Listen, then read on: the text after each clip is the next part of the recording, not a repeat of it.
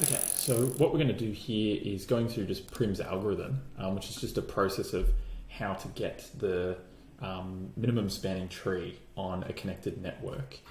The great thing is you can pretty much start at any point. It doesn't actually matter where you start. It'll sort itself out.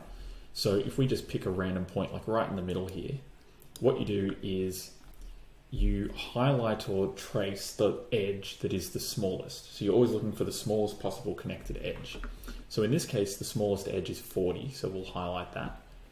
And then from there, we want to connect the smallest edge that is already, or that is connected to a highlighted node.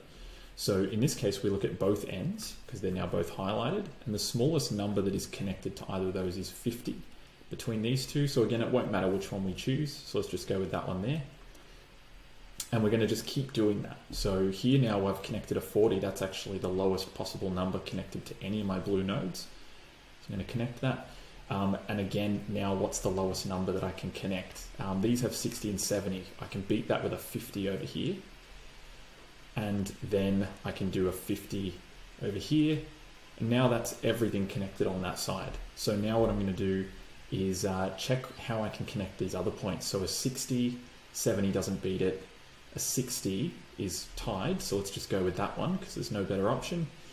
And now suddenly 40 is the lowest connected to all of my blue, so I'm going to go with that one there.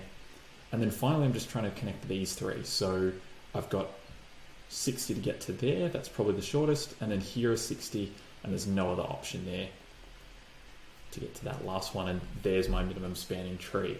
You can pretty much repeat this. You can make up questions by just drawing a random network and putting random numbers and practice that process for yourself, but that's all we have to do to get a minimum spanning tree. It's Prim's algorithm.